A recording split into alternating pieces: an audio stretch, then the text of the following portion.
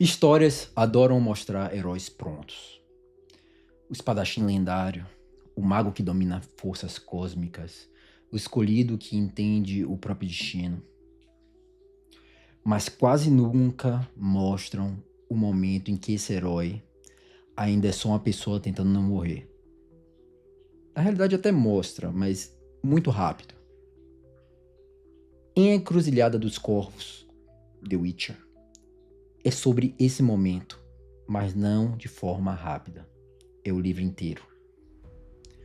E não é sobre o Geralt que virou lenda. É sobre o Geralt antes disso. Antes da confiança, antes da fama, antes da certeza. E talvez antes dele entender o preço real de continuar vivo nesse universo de The Witcher. Este livro não é só mais uma história dentro do universo de The Witcher. Ele é, na prática, um estudo sobre a origem emocional, sobre a formação moral, sobre o nascimento lento de um mito, que ainda não sabe que vai ser mito. Existe uma quebra muito importante aqui, porque o Geralt desse livro, ele tem 18 anos. E isso muda tudo. Principalmente o choque para quem vem de outras mídias. Quem vem dos jogos conhece um Geralt que tem um controle absoluto, uma experiência social brutal, uma frieza cirúrgica. Quem vem da série da Netflix já conhece um Geralt que já é alguém mais moldado pela violência do mundo, já mais cansado, consciente do papel que ocupa. Aqui não. Aqui existe hesitação, existe tentativa e erro, e bastante erro. E existe aquela fase estranha da vida onde você é tecnicamente capaz, mas emocionalmente ainda está se formando. Então você tem contato com um Geralt que hesita, que tem medo, que faz escolhas erradas. Então, onde esse livro ele entra na cronologia de The Witcher? Eu acho que essa é uma pergunta que muitas pessoas vão ter. Onde exatamente ele entra? Esse livro entra na ordem de livros do universo de The Witcher, que é razoavelmente complicado.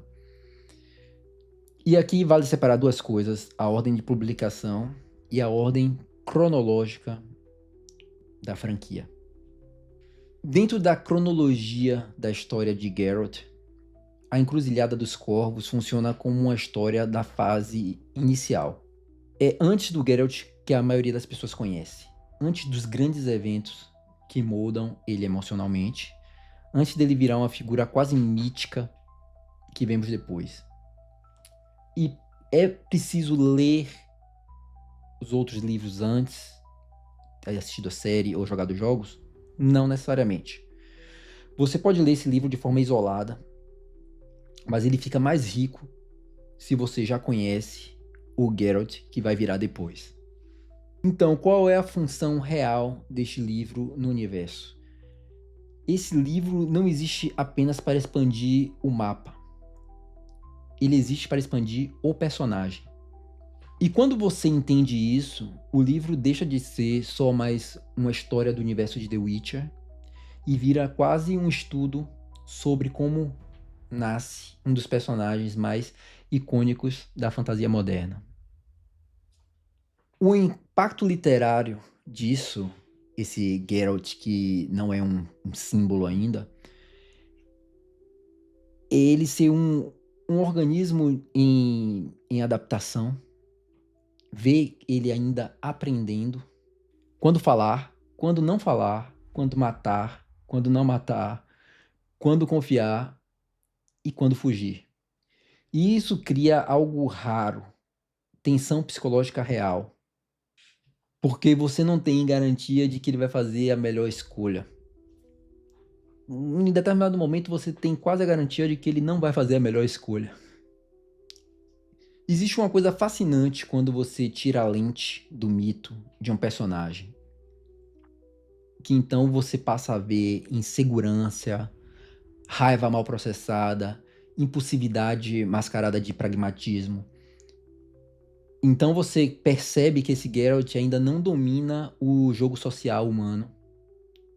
E que no mundo de The Witcher isso é mais perigoso que monstros. O mundo de The Witcher tem uma força esmagadora. E o livro reforça algo que sempre existiu na franquia. O verdadeiro antagonista não são as criaturas, é o sistema social humano. Então, política, medo coletivo, ignorância organizada, violência institucional e um Geralt jovem que ainda está aprendendo a navegar nisso. Já pode imaginar que ele vai se meter em muita confusão, né? Agora entramos em algo tecnicamente muito interessante. O livro usa uma fórmula narrativa parcialmente epistolar.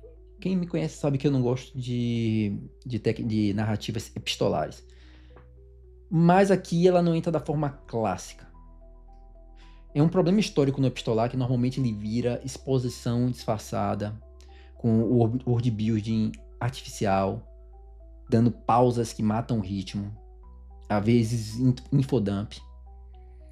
E o que esse livro faz de forma quase contra-intuitiva é que ele não usa isso para explicar o mundo. Ele usa isso como lente para dirigir a história, quase como elipses. Então não fica ruim. Eu preferiria que não fosse assim, sim, mas funciona. E funciona também para dar uma mudança de ponto de vista, vendo pelos olhos de outros personagens diversos que estão reportando para o rei. Então, na minha opinião, isso tem o efeito no leitor de que você não sente que está recebendo informação, você sente que está recebendo perspectiva. Isso eu achei bem interessante, porque isso muda completamente o impacto narrativo. E eu não gosto de narrativa epistolar, hein, mas ficou bom. Funcionou. E por que não quebra o ritmo? Porque tudo serve ao personagem. Tudo serve à atmosfera. Serve ao tema. Nunca serve só de informação. Então ele aproveita para dar informação, mas não é um infodump barato. E essa é uma das maiores diferenças entre a narrativa funcional e a narrativa memorável. A funcional ela explica, infodump. E a memorável faz você sentir antes de entender. Em nível de atmosfera, esse livro ele é pesado, mas não no sentido de violência gráfica constante. Ele é pesado no sentido mais existencial. Explico. O mundo parece velho, cansado, hostil, indiferente. E isso vai moldando Geralt, não como herói, mas como um sobrevivente moral. O mito ele não nasce quando alguém vence batalhas. Ele nasce quando alguém sobrevive a decisões impossíveis. Este livro ele mostra o começo disso, o começo do processo de aceitar que não existe escolha limpa, que é aceitar que às vezes você só escolhe qual culpa consegue carregar.